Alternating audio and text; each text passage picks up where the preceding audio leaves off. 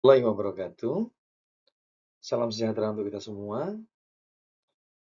Perkenalkan, nama saya Ega Zainur Ramadhani. Saya adalah mahasiswa Universitas Cyber Muhammadiyah yang sering dikenal sebagai Cybermu. Saya adalah mahasiswa S1 Pembelajaran Jarak Jauh Ilmu Hukum. Di kesempatan kali ini, kita akan berdiskusi mengenai tantangan hukum kedokteran di Indonesia. Hukum kedokteran selalu menjadi hukum yang menarik, mengingat dari sekian banyaknya profesi yang ada di Indonesia, profesi ini terus menarik untuk dikulik, terkait dengan luasnya cakupan layanan, yang ujungnya adalah seseorang akan berada dalam posisi yang melayani ataukah yang dilayani. Hampir semua orang di dunia ini pernah merasakan sakit dan tentunya pernah membutuhkan pelayanan kesehatan. Maka dalam dua hal ini menjadi sisi mata uang yang menarik untuk dikaji, termasuk kalau kemudian kita membicarakan mengenai implementasinya di Indonesia.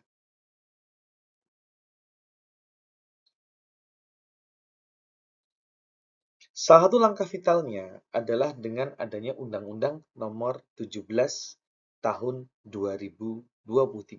Langkah yang penting karena undang-undang tersebut merupakan undang-undang Omnibus Law yang diharapkan bisa mewadahi banyak sekali regulasi dalam kisaran undang-undang atau yang setara dengannya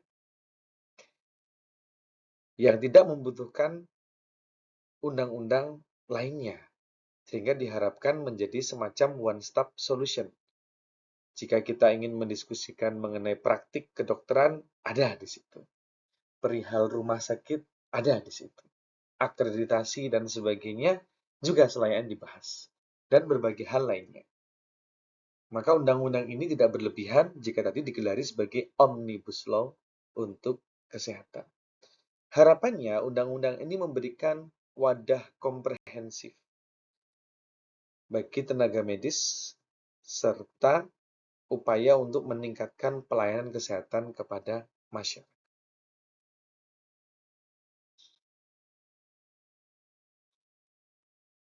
Dilatar belakangi oleh berbagai semangat perubahan tadi, meski tentunya tidak lepas dari kepentingan dan kebutuhan politik, selain praktek kedokteran juga menjadi landasan yang kuat untuk menggabungkan berbagai regulasi yang ada sebelumnya. Aplikasinya memiliki berbagai tantangan, dan tentu kita juga tidak lupa bahwa undang-undang memiliki setidaknya satu peraturan pemerintah sebagai pelaksanaannya, yang kemudian disusul dengan berbagai peraturan-peraturan strategis, terutama dari kementerian terkait. Maka dalam hal ini, Undang-Undang Nomor 17 Tahun 2023 ini telah memiliki PP Nomor 8 Tahun 2024 yang merupakan pelaksanaan dari Undang-Undang Nomor 17 Tahun 2023. Masih terdapat tantangan dalam aplikasinya dan beberapa pihak masih terus mengajukan judicial review yang merupakan hak dari setiap warga negara yang merasa memiliki kepentingan atau memiliki legal standing terkait hal tersebut.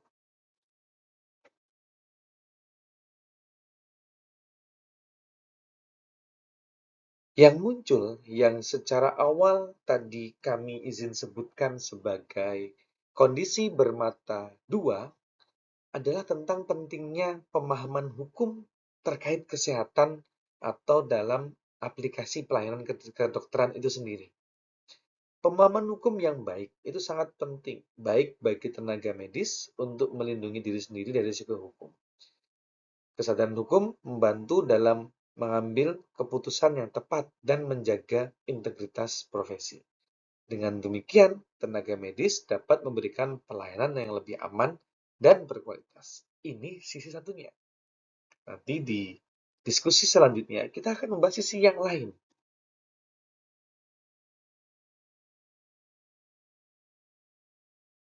Sisi yang satu ini pun, belum kita bahas sisi yang lainnya, itu memiliki tantangan hukum yang semakin kompleks. Terbukti dengan peningkatan kasus hukum, juga kemudian tuntutan terhadap tenaga medis, itu memunculkan atmosfer yang penuh ketidakpastian. Bagaimana kemudian kalau setiap petugas kesehatan tenaga medis yang bertugas sangat mudah untuk dituntut? Tentu akan muncul fenomena yang dikenal sebagai kedokteran defensif atau defensive medicine. Akhirnya cenderung sangat standar, kaku, kemudian ada banyak sekali yang harus sesuai dengan melampaui, bahkan kalau sesuai memang itu aturan yang ada, melampaui SOP yang ada. Semisal pemeriksaan cukup sekian, jaga-jaga takutnya nanti dihukum juga, tambahin lagi. Karena berbahaya menurut pandangan pelaksananya. Di sisi lain, pasien yang bertugas juga, pasien yang berobat juga memiliki keyakinan bahwa ini jangan-jangan saya akan diapa-apain. Sehingga ketidakpercayaan itu menciptakan suasana yang tidak nyaman. Baik tadi pihak yang dilayani ataupun yang melayani. Nah, inilah sisi yang kedua. Sehingga sisi yang pertama, kepastian perlindungan bagi pelaksananya, bagi tenaga kesehatannya, bagi dokternya, perawatnya, ataupun tenaga kesehatan yang lainnya, itu terjaga. Sebaliknya, pasien juga memiliki hak untuk dilindungi, merasa aman, dan berbagai hak-hak yang lainnya terkait dengan interaksi pelayanan kesehatan ini. Sehingga diharapkan adanya regulasi yang jelas dan perlindungan hukum yang efektif menjadi semakin mendesak untuk mendukung praktik medis yang baik.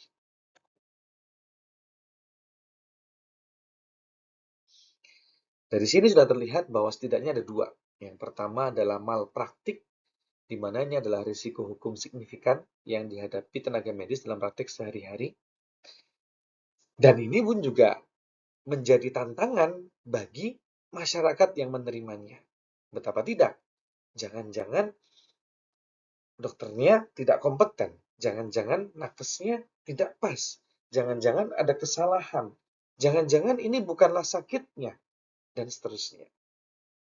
Dan ini akhirnya berujung pada potensi tuntutan hukum yang meningkat. Karena pasien tidak puas, baik terhadap layanan kesehatan, teknik komunikasi yang diterima, ataupun hal lainnya. Yang ujung-ujungnya, dua ini saling bertalian yang menjadi risiko hukum bagi tenaga medis. Maka dalam dua sisi ini harus disampaikan dua perlindungannya. Yang pertama malpraktiknya tadi dan tuntutannya. Bagaimana aturan mainnya untuk mendakwa bahwa ini, mendaku bahwa ini malpraktik. Dan kapan itu merupakan sesuatu yang sah untuk dituntut, jelas untuk dituntut, tepat untuk dituntut. Tidak kemudian sembarang, semuanya bebas melakukan tuntutan demi tuntutan. Yang membuat tadi itu, risiko para dokter, para tenaga kesehatan berpotensi melakukan tindakan yang lebih defensif, yang ujung-ujungnya malah merugikan semua. Datang, wah mohon maaf, sudah bukan jam praktek saya. Pak, ayo Pak, ini alasan kemanusiaan dan sebagainya. Mohon maaf, sudah bukan jam praktek saya. Karena ada kekhawatiran. Atau dulu ketika pertama kali Undang-Undang Praktik Kedokteran tahun 2004, itu pun juga tantangan terbesarnya ketika misalnya ada kawan tetangga meminta bantuan. Ini kalau sakit begini apa ya? Wah maaf, bukan praktik saya. Sehingga akan menciptakan atmosfer yang begitu kaku, meskipun secara standar tetap ada beberapa hal yang memang harus dipenuhi. Ada kalanya juga terlalu longgar, tidak tepat, tapi terlalu ketat juga punya sekian risiko. Harapan dari perlindungan hukum ini adalah peningkatan kinerja. Perlindungan hukum yang kuat mendorong tenaga kesehatan untuk meningkatkan kualitas layanannya dan kinerja profesionalnya. Berikutnya, kepuasan kerja. Karena merasa lebih aman, tingkat kepuasan kerja lebih tinggi dan karirnya akan lebih stabil. Tidak perlu kemudian bergeser ke beberapa tempat. Ada kalanya menjadi rahasia umum, beberapa petugas yang bekerja di instansi pemerintah daerah terutama, itu acap bahagia ketika dipindahkan, ditugaskan di luar ranah kesehatan. Karena merasa risikonya tidak sebanding dengan apa yang didapatkan.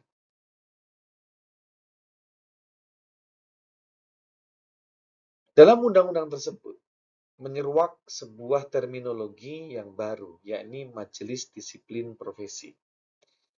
Majelis ini memiliki beberapa fungsi, di antaranya fungsi pengawasan, melakukan pengawasan yang ketat terhadap praktik kedokteran demi menjaga standar etika dan kualitas layanan. Kemudian melakukan penegakan disiplin dalam hal ini, kode etik bekerjasama dengan organisasi profesi yang menjamin integritas tenaga medis serta melindungi pasien dari malpraktik. Transparansi. Diharapkan sebetulnya majelis ini mendorong transparansi dalam proses disipliner tersebut, sehingga membantu meningkatkan kepercayaan publik terhadap profesi kedokteran dan kesehatan lainnya. Akuntabilitas, di mana mewajibkan akuntabilitas bagi semua anggota profesi, memastikan tindakan indisipliner diambil secara adil dan konsisten. Tetapi ada dilema yang muncul, sebagaimana lembaga-lembaga penegak pada umumnya. Majelis disiplin menghadapi berbagai tantangan dalam menjaga integritas profesi ini. Adanya konflik kepentingan di internalnya, hingga tekanan eksternal seringkali menghambat kinerjanya, sehingga diperlukan langkah-langkah strategis untuk memastikan transparansi dan keadilan dalam proses disipliner tenaga medis ataupun tenaga kesehatan tersebut.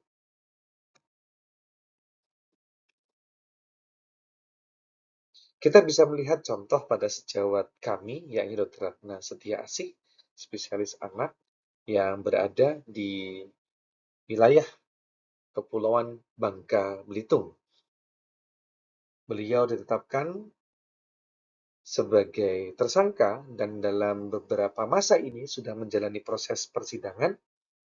Tentu dalam diskusi kali ini tidak untuk membedah kasus ini, tetapi salah satu yang menjadi sorotan adalah pintu masuk aparat penegak hukum adalah adanya rekomendasi dari Majelis Disiplin Profesi. Di mana ketika itu direkomendasikan untuk dilanjutkan pemeriksaan. Dengan semua catatan, dengan semua kontroversi yang muncul. Sehingga beberapa pakar akhirnya berpendapat seperti yang dimuat di sini, Majelis Disiplin Profesi dan bahaya kekuasaan tanpa kompetensi. Kekuasaannya luas, tetapi apakah pihak-pihak yang termaktub di dalamnya sudah cakap untuk melaksanakan wewenang tersebut, ataukah masih menjadi dilema berat pula, sehingga para profesional kesehatan dan medis berpotensi menjadi ragu akan integritas dan independensi. Selayaknya Majelis Disiplin Profesi diharapkan berdiri tegak di tengah, tidak membela kepentingan dokter ataupun tenaga kesehatan, dan juga tidak membela kepentingan pihak yang berperkara lainnya. Artinya harus benar-benar tegak di atas keadilan dan legalitas, tanpa dipengaruhi oleh masukan apalagi kepentingan dari manapun.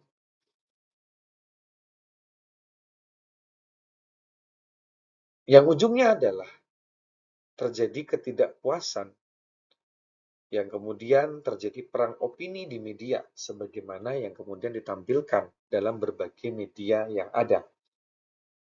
Ada yang kemudian terbelah akhirnya pro terhadap keluarga pasien, padahal sejatinya ini bukanlah tentang dokter versus pasien. Ini adalah tentang adil dan bagaimana meraih keadilan tersebut.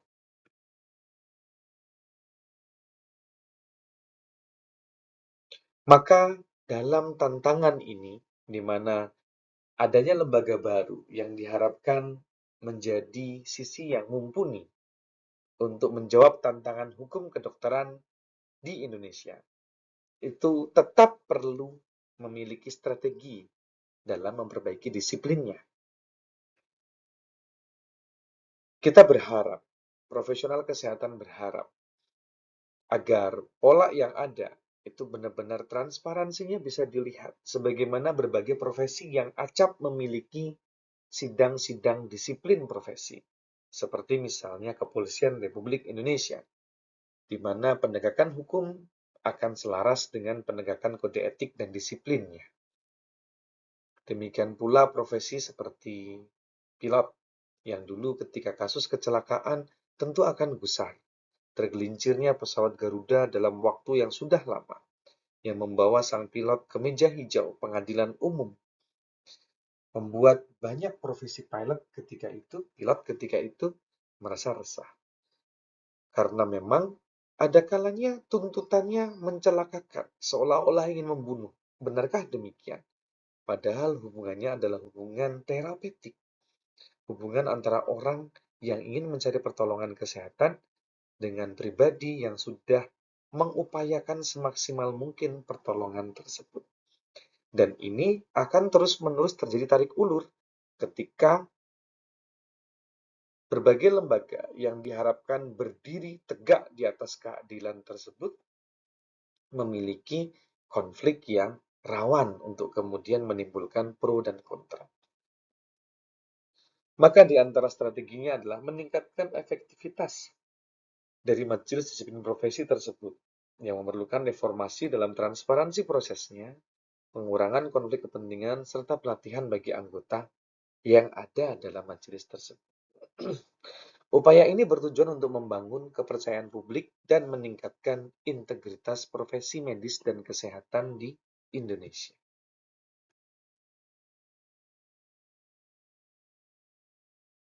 Maka kembali ke tantangan hukum yang ada, dalam praktik kedokteran di Indonesia, tantangan hukum utama mencakup perlindungan tenaga medis tersebut, risiko malpraktek, proses disipliner yang belum optimal. Kita bisa mulai dengan memahami regulasi yang ada, kemudian meningkatkan profesionalisme dan lembaga yang diberi amanah dalam melaksanakan regulasi tersebut selayaknya dapat membangun kepercayaan publik terhadap sistem kesehatan yang ada.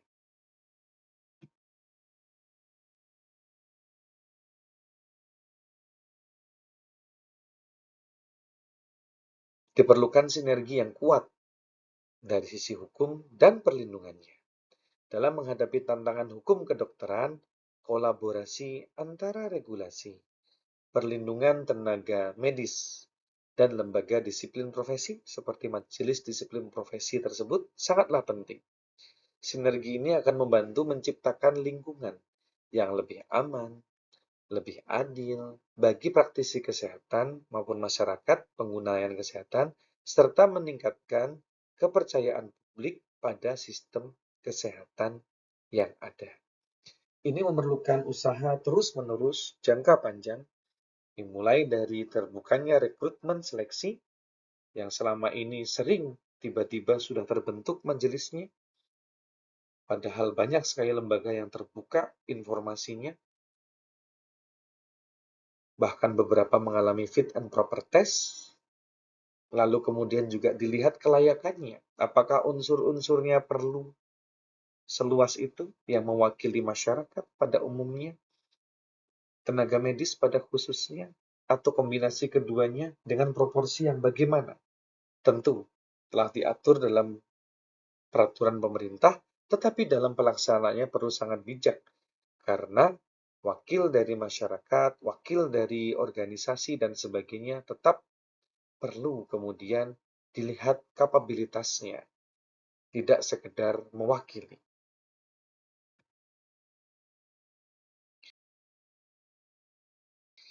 Maka dalam konteks ini, kami pribadi, dan tentunya setelah menelaah kondisi yang ada, dapat memberikan rekomendasi yakni dalam rangka memajukan sistem hukum kedokteran di Indonesia, penting untuk mengimplementasikan pelatihan hukum bagi tenaga medis. Ibaratnya, bagi semua praktisinya itu harus mengetahui problemnya di mana, titik poinnya di mana, meski kewajiban dari setiap warga negara adalah mengetahui regulasi yang ada, tapi edukasi ulang, pelatihan bahkan, tentu tepat untuk dilakukan. Kemudian memperbaharui mekanisme disipliner dalam MDP tersebut sesuai regulasi yang ada, meningkatkan transparansi dalam proses rekrutmennya, meningkatkan transparansi tugasnya, hingga membuat putusannya dapat diakses lebih luas lagi. Serta memperkuat advokasi kebijakan yang mendukung perlindungan tenaga kesehatan dan kepercayaan masyarakat terhadap profesi kedokteran. Inilah tantangan yang ada dalam satu sisi saja. Sisi di mana sinergi antara pemberi layanan kesehatan, penerima layanan kesehatan, hingga kemudian pihak yang berwenang untuk mengatur ritme disiplin tersebut terjaga. Harapan ke depan, semoga hukum kesehatan maju terus, setiap pihak yang terlibat memahaminya, dan semoga interaksi yang ada dapat terus dikuatkan. Profesionalisme pemberi layanan dapat terus ditingkatkan, dan ujungnya kesehatan menjadi makin terjamin dan Indonesia semakin cerah. Mungkin demikian yang sedikit bisa kami sampaikan. Semoga bermanfaat. Salam dari kami, Ega Zainur Ramadhani, mahasiswa PJJ S1 Ilmu Hukum Universitas Cyber Muhammadiyah. Terima kasih, mohon diri. Assalamualaikum warahmatullahi wabarakatuh.